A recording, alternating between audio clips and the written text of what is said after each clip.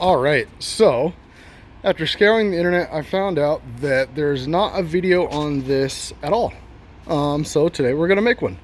This is a 2021 Outlander 570 Can-Am, obviously. And so the issue that we're having with this is that it's dumping all of its coolant. And so we've done the standard checks. We've checked all of our relays. We just swapped them out for brand new ones. We checked our water pump. We checked all the hoses. We checked a whole myriad of things. It's been several days to no avail. However, while testing it last week, we discovered, turn this on, temperature. The temperature usually gets up to around 205 degrees Fahrenheit, and that's when the fan kicks on.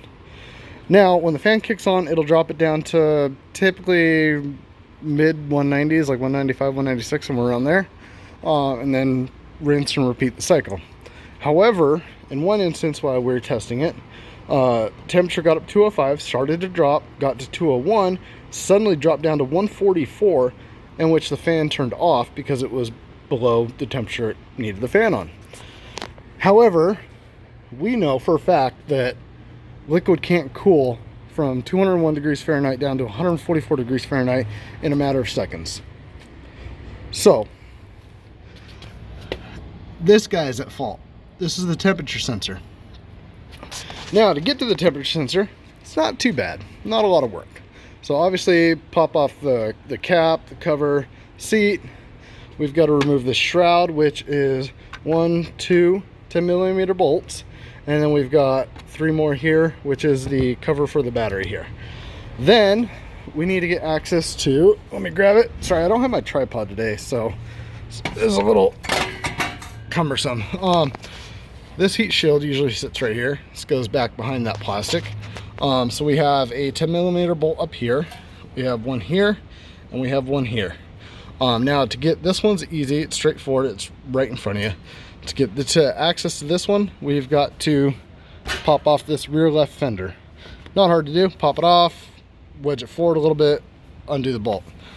This one up here is a little bit trickier to get to. The only way I was able to get to it, you can see it mounts right up here with a 10mm socket wrench wherever I put it. Once we get that off, we can pull this out and not throw it away. And then we have access to the sensor right here. So we'll unplug this. First, we'll unplug the battery so we don't electrocute ourselves or short circuit anything. Let me turn the key off. And then so we'll unplug this, unbolt it from here, and replace it with the new one. This is the new temperature sensor. And if anybody is wondering, for a 2021 Can-Am Outlander 570, part number is 278002895. So this is going to be pretty easy. Since I don't have my tripod, I'm going to have to just do all this and then just come back. Kind of sucks, but is what it is today. So I will see you guys in just a minute. Oh, and you got to take this off too. Pop. Easy. All right, be right back. All right, and we're done. Okay, so it was pretty easy. All we had to do was unclip that, unthread the old one, thread the new one in, clip the new one back on.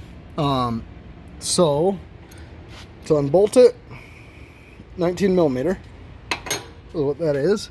And to get the clip off, I know when I showed it to you prior, this clip part was on the back face of it, not facing us. So that's why I installed it this way, just so that we can get a good side view of it.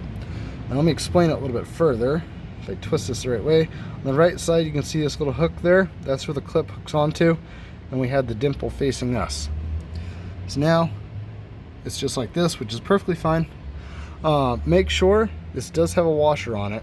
Make sure you take the washer off with it. Don't use the old washer. Use the washer that comes with it. And then once you got that clipped on, all you gotta do, check it out. Works just fine. I'm gonna run this, test it for a couple hours, see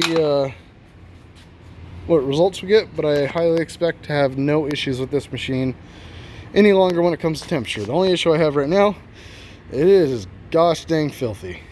This thing is getting a nice power wash to it.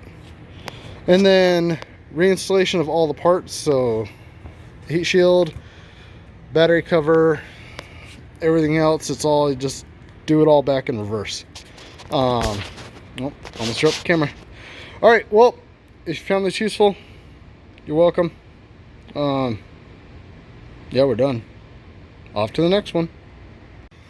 Oh, one quick thing before we end this up. I know somebody's gonna ask. I did try to look up what the torque spec is on this. Ow, that's hot, I was running it. I did try to look up what the torque spec is on this. I couldn't find anything. So I just used my best judgment and I just hand torqued it down to about how I felt it was when I removed the previous one. So I torqued it down and then I untorqued it just to get a good feeling as to where it was at, and so I could kind of judge as to how it was torqued down prior. Next time I'll get a torque wrench and find out what it's torqued down onto before I take it off. But yeah, that was the process I took, just in case anybody's wondering.